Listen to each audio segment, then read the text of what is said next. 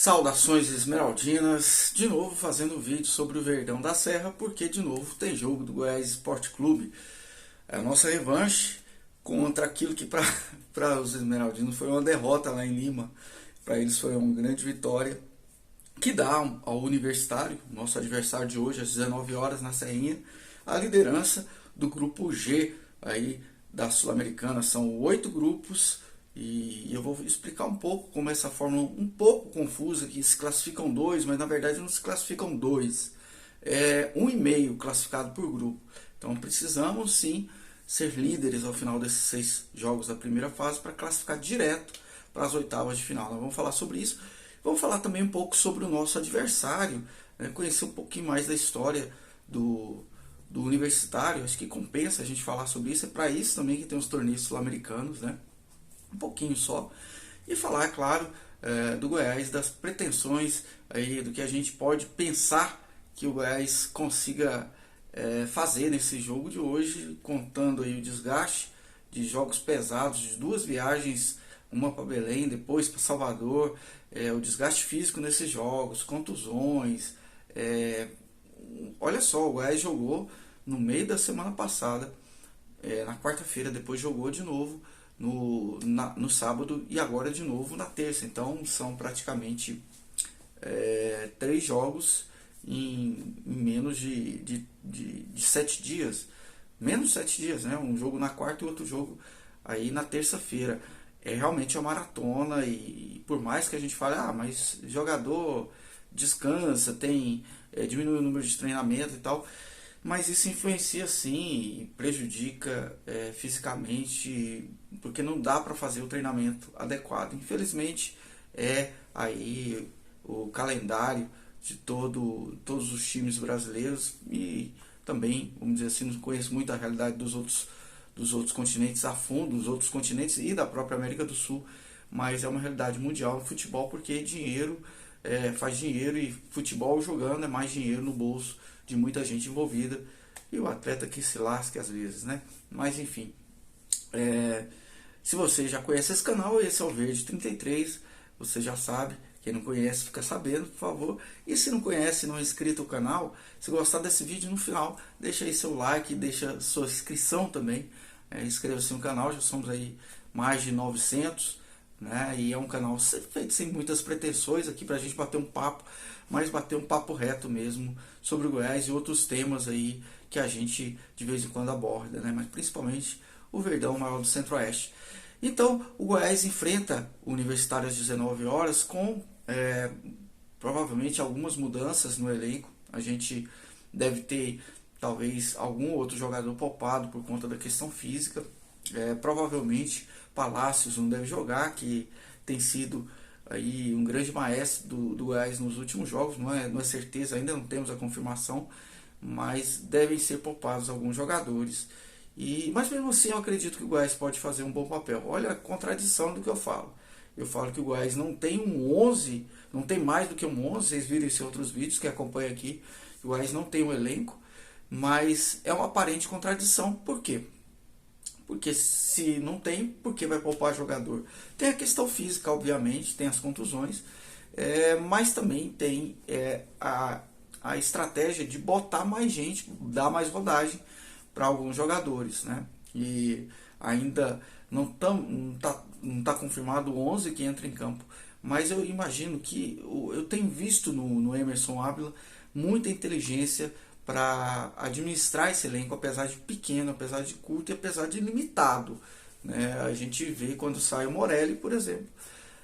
Eu não sinto confiança hoje em nenhum dos volantes, mas acho que é isso também que o Emerson precisa passar para o jogador, dar um certo ritmo de jogo, quem sabe ele alcançar uma condição técnica um pouco acima do que tem tido até agora, né?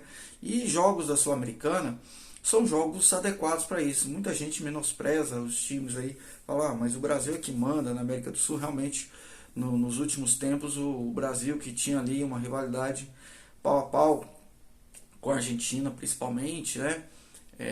O Brasil tem sido hegemônico no continente, tanto principalmente na Libertadores. Acho que na Sul-Americana ainda tem uma divisão ali maior, porque são times de um menor porte financeiro, e os títulos se dividem mais, mas na Libertadores realmente a gente tem visto nos últimos anos aí, a exceção do River Plate, que foi um ano, acho que 2018, né? Depois disso ganhou o Palmeiras, ganhou o Atlético, ganhou o Palmeiras, ganhou o Flamengo, Flamengo, Palmeiras, Flamengo, Palmeiras, né? Foram os quatro que foram, ou contrário, bom, enfim, né, para o Mundial da FIFA disputar, foram títulos divididos entre os brasileiros. E é difícil a gente falar nessa condição de times que podem, de repente, ser favoritos ou não, nesse cenário mais mediano, que é o da Sul-Americana, porque a gente, geralmente os times que vão para a Sul-Americana não estão todo ano indo, né? Você não encontra os mesmos times em toda a chave, né? O Goiás mesmo, com toda a experiência que tem de Sul-Americana, acho que ele repetiu pouquíssimo adversários, né? Então não existe, por exemplo, é o segundo confronto contra o Universitário, teve o jogo lá em Lima e agora o segundo confronto. Então não dá para a gente ter uma noção do que é ainda o Goiás. A gente pode medir pelos outros times, principalmente nessa fase de grupos agora que a Sul-Americana passou a ter, de alguns anos para cá, acho que do ano passado, 2 anos atrás.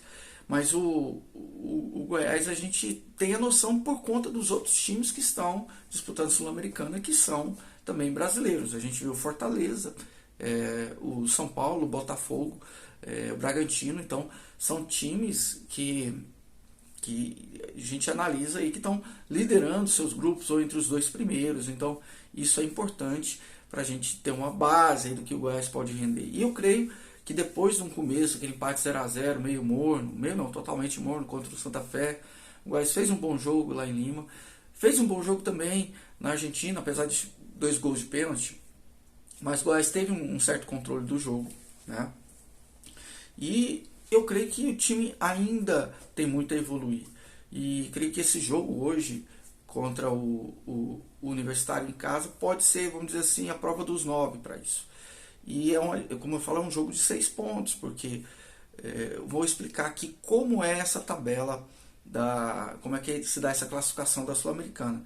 São 8 grupos, cada um com 4 equipes. Se classificassem 2, já é 16 e tinha uma oitava de final perfeita, né? Como é, por exemplo, na Copa do Mundo. São 32 seleções também. Mas não é assim na Sul-Americana. O que acontece?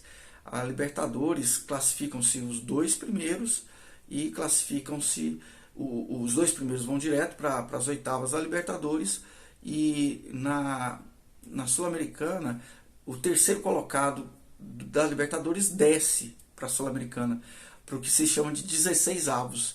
Os terceiros colocados dos 8 grupos da Libertadores disputam uma vaga nas oitavas de final da Sul-Americana com os 8 segundos colocados da Sul-Americana. Então você tem a sua competição invadida por quem desce da Libertadores. É uma coisa meio estranha, mas que acontece também nas ligas europeias, assim, na UEFA também acontece dessa forma.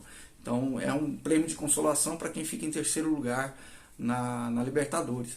E aí a gente sabe que um confronto com quem está vindo da Libertadores não vai ser tão moleza assim. Você pode pegar de repente um time brasileiro, por exemplo, um Corinthians, que corre o risco de ser eliminado, né? Um outro time forte, com tradição, né? Então, é muito importante assegurar o primeiro lugar, e é o que o Goiás deve buscar jogando nessa partida para vencer com o Universitário, porque é quem deve disputar a liderança do grupo até o final com o Goiás. Então, ganhando, o Goiás vai a 8 pontos, deixa o Universitário com 7 pontos. O Goiás tem 2 empates e 1 vitória, passa então a 2 empates e 2 vitórias, e aí tem um controle da situação, porque vai fazer um jogo em casa e um jogo fora. O jogo fora é contra o Santa Fé, que empatamos aqui, e em casa é contra o Gimnasia. O Deportivo, o Universitário, vai fazer um jogo fora e um em casa também. E aí a gente como dizer, tendo um ponto de vantagem, a gente administra melhor a situação. O Universitário é um time de Lima, é um dos 3 times ali do triunvirato de Lima, né, que o próprio Universitário, o Aliança Lima e o Sporting Cristal. Dos três, o que tem mais títulos peruanos é o Universitário. Então, em números, ultimamente não tem sido o mais destacado, mas na história do futebol peruano é o time que tem uma maior presença no alto do pódio, né? E conseguiu um vice-campeonato da Libertadores ainda em 72, mais de 50 anos. Ele foi vice para o Independiente, que é até hoje é o maior conquistador de taças aí. É o rei de copas, aquele velho Independente lá da Sula de 2010, né? De triste lembrança. Enfim, fica aqui então esse registro histórico sobre o nosso adversário. É um time importante no Peru e esperamos que consigamos superar bem esse adversário no próximo jogo, que é logo mais. E aguardando aí como será a escalação do Emerson, como é que você quer que seja a escalação.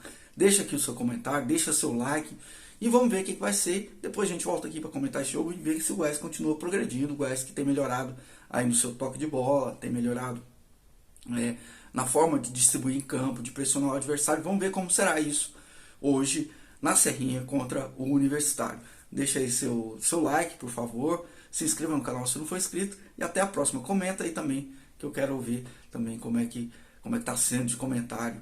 Como é que se estamos tendo a mesma sintonia em relação a esse jogo, ok? Um abraço e até lá.